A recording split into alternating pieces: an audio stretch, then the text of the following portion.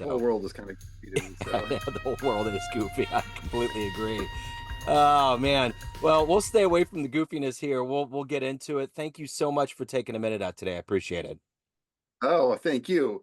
I'm actually really looking forward to this because of the whole jazz, and I'm doing leadership work. I'm looking to see how it comes together. Yeah, no, that the thing that's interesting about this is that I had my jazz radio show and I did some interviews with other people, creatives and business people from around the world. And I got approached by this platform and I can't swap out my jazz feed with my famous interviews feed. So everybody thinks they're like, I'm not a jazz musician, but they're still willing to go, which is the nature of improv. It's perfect. So there, we got it. Everything's perfect here. So again, thank you for taking a minute out. I want to begin our conversation with 4 years ago, we were trying to figure out this pandemic. How are we going to get out of it? What are the ramifications, the effects? How did you ultimately get through that time period and how did it change the way that you do business? So the pandemic for me really slowed things down for starters. The Before the pandemic, I was traveling a tremendous amount for work. Um, and it had set up a whole routine at home where I would come home and fit back in and then leave and then come back and fit back in. Um, and I was living like a dual life. I would be on the road and then I would be back home. And so all of a sudden, slam, right? You're home and everything's remote. Um, so it first of all redefined family for me Yeah. and those relationships. Um, and secondly, I don't think I ever was afraid. I don't think I bought into the fear aspects that I would be reading about. Um, but it did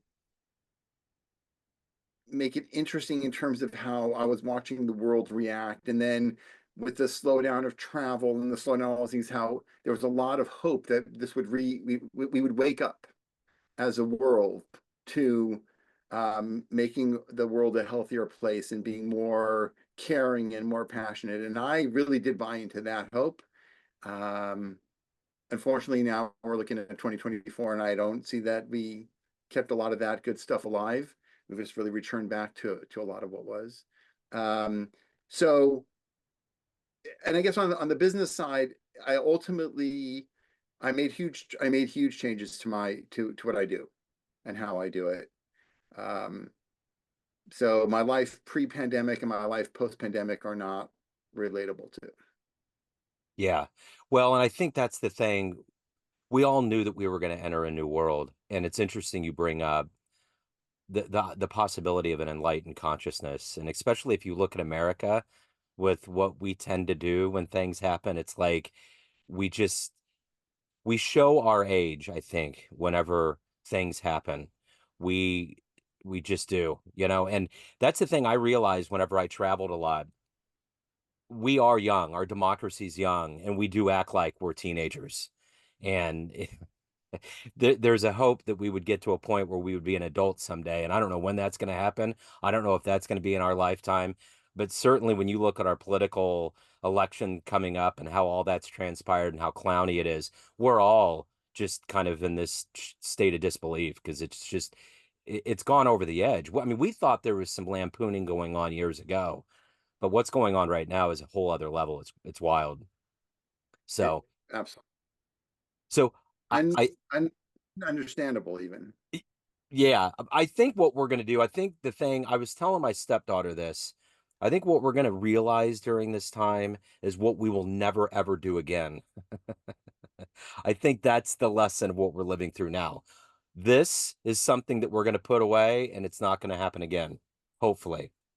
So, I hope so. I'll tell you, I actually really wonder, Joe, if future generations will look back on this and say, what were you thinking? yeah, Look, you guys, like I'm like you, right? I say, okay, my power is in my vote. but I wonder if future generations will accept that excuse. That these are the two best people we had in all of America to put up to lead us Yeah. into the next. This is the best of the best that we have to offer. Yeah. What will our generation say about us? Yeah, That's I what I know. want. I know. I do too. I certainly do too.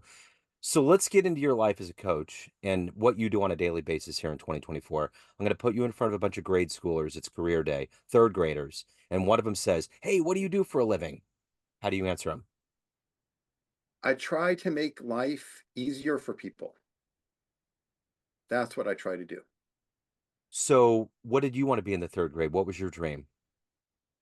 I don't remember. Okay. I had not a traumatic childhood from a like a life perspective, but I did have a uneasy childhood from an educational perspective. Growing up in the early 70s in Denver, we didn't know a lot about the things we know today about different learning styles.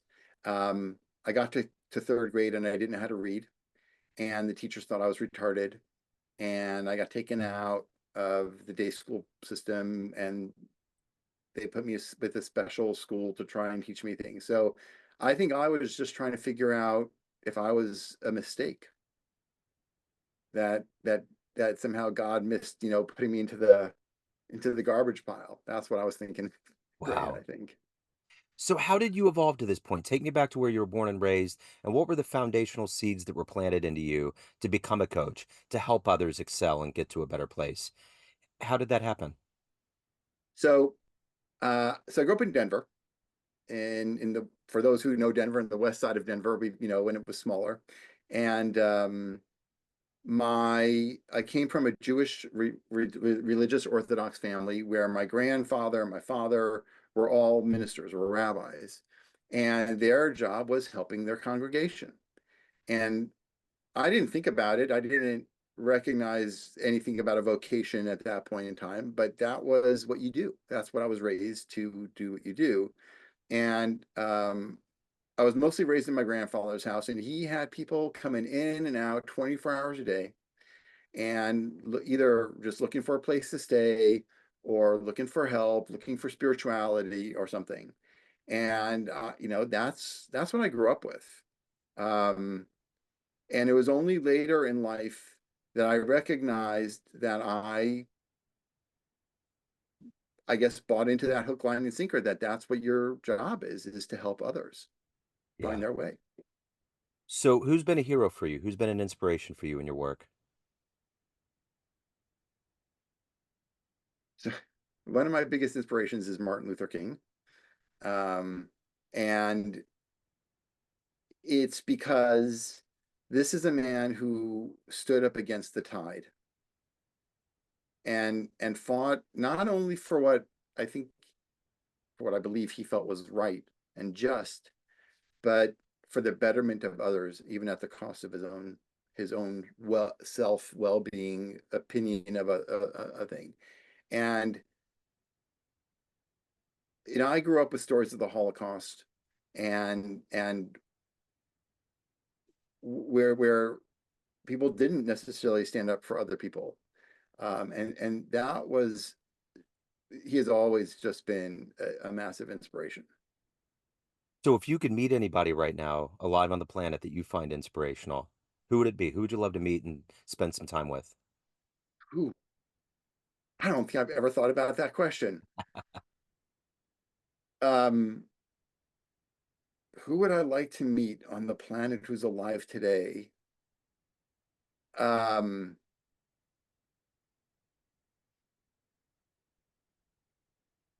maybe the Dalai Lama.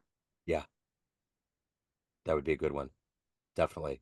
So, what is the motivation for you to do this work that you do? It's not merely a job. You're actually changing lives, giving a lot of yourself, but you also have to hold back and evolve as a human being. What is that collective gumption every day to wake up and to be who you are and to help your clients? Joe, I'll be honest, like I've been honest so far. Um, I deal with depression, and I remember doing like a wellness retreat back in 2010, and they took us through some pretty deep meditation experiences. And one of them, I kind of met, I don't know, this experience of light and peace within inside of myself. And I remember asking at that point in time, why am I here? Why did the universe put me into play? And it said to be a light. And the more that, I didn't really question it at that time, but I did question it afterwards and kept on thinking about what does it mean to be a light. And I ran into a whole bunch of metaphors about, you know, a light is most bright in the darkness and that type of thing. And so I kind of like evolved into that mindset, that idea that as the world, and I thought the world was crazy back then. Um, I really think that the world for me went crazy after 9/11. That's when this tremendous shift in my reality happened. Um, and I'm like, okay, I do struggle with my daily experience, and I am always looking for a guiding light, and I would like to do that for others with the experience and the knowledge that I have that I can bring forward. I think about that with my kids, my stepdaughter and my son. Like, when did things in my lifetime really turn? There was episodic events, there was assassination attempts, the Challenger explosion, but there was nothing like 9/11 to completely shift everything. I mean, from a mindset standpoint, going into an airport, everything changed, everything, because that's when the Patriot Act came out. Like, our entire landscape was absolutely altered. I mean, just to think back to the early mid 90s or even the 80s, how laissez-faire life used to seem. I mean, No I, joke. I remember in my 90 when in the 90s, I had hair to the middle of my back. I could drive up to Midway Airport 15 minutes before my flight, run in, throw my bags in, get on Right. that flight and just be like, all right, I'll take a cocktail. Thank you. Like, it was all like easy.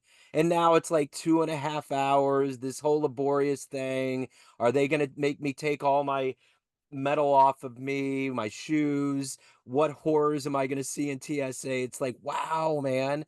Like, talk about Orwellian reality coming out of a genie bottle that no one ever wanted to open up.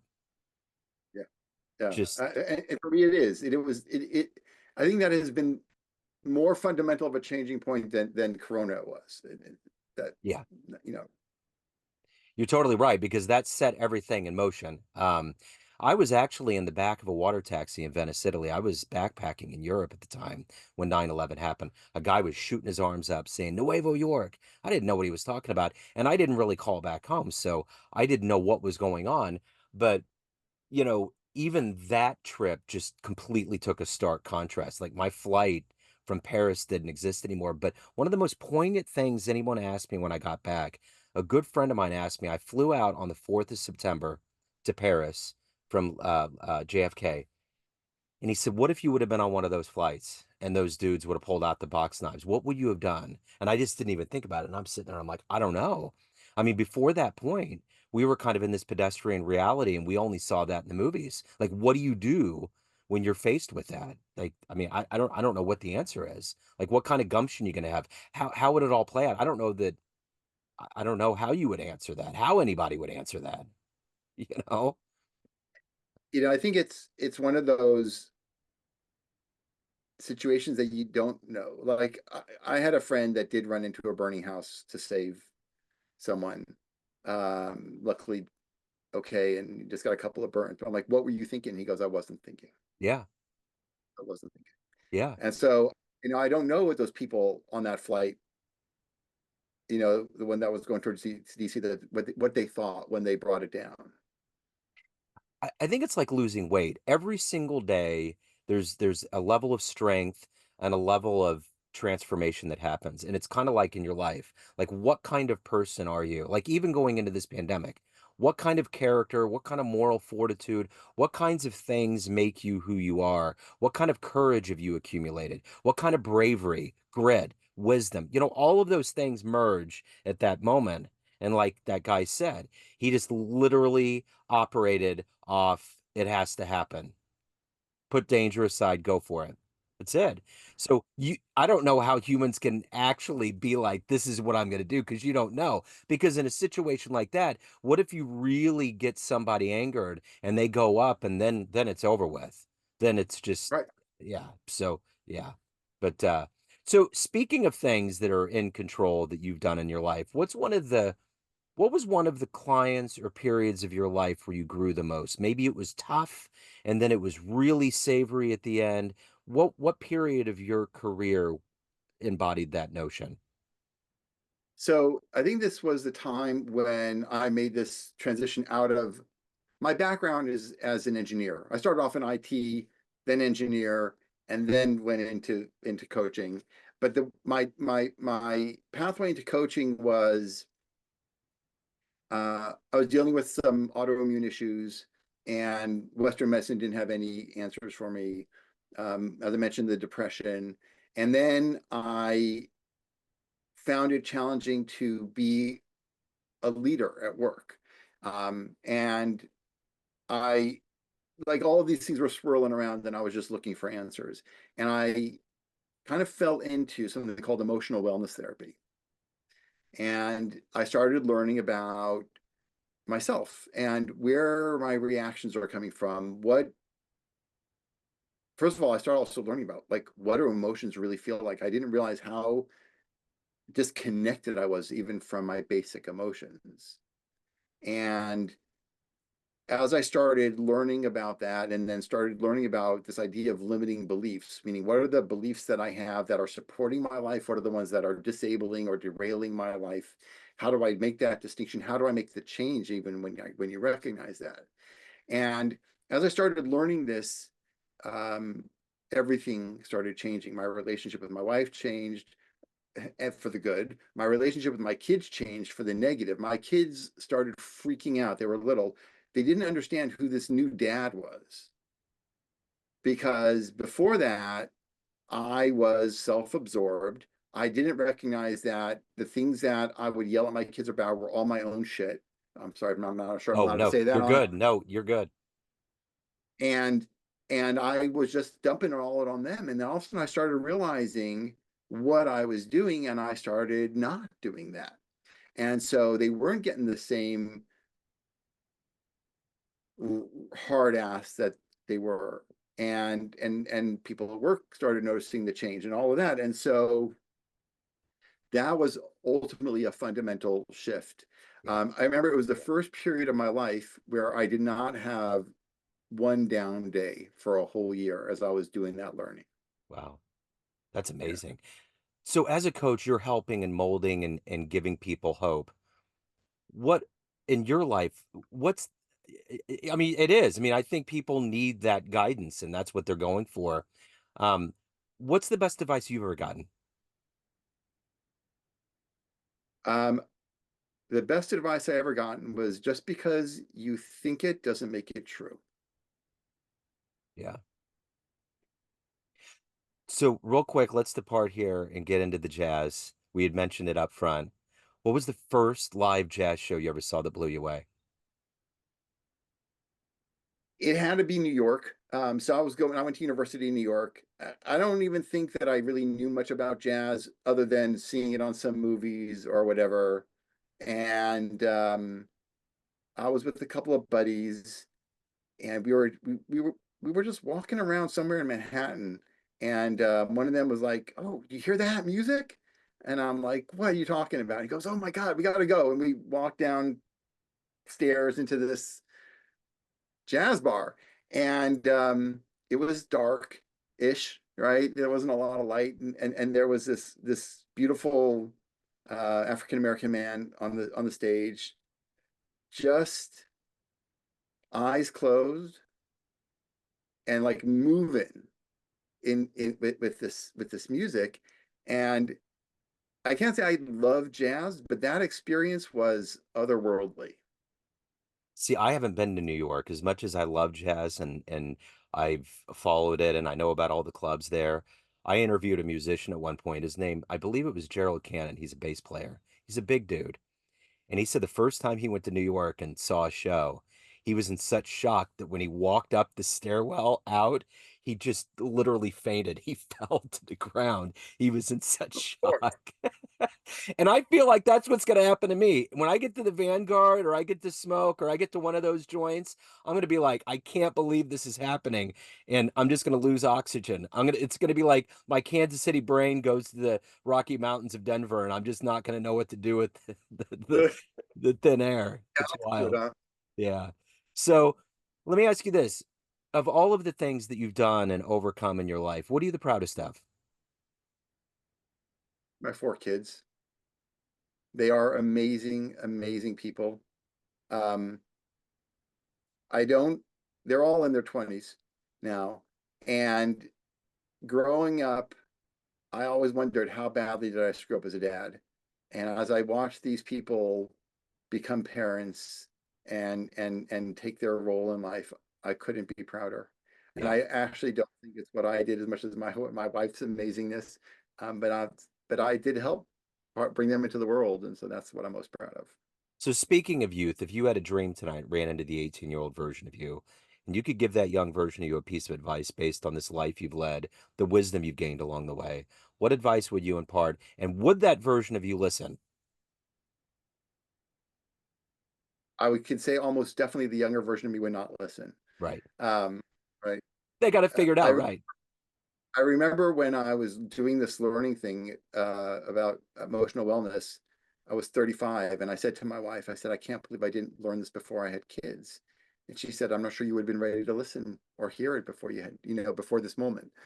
Um, so the advice that I would give is regardless of how you wake up, just put one foot in front of the next and keep going.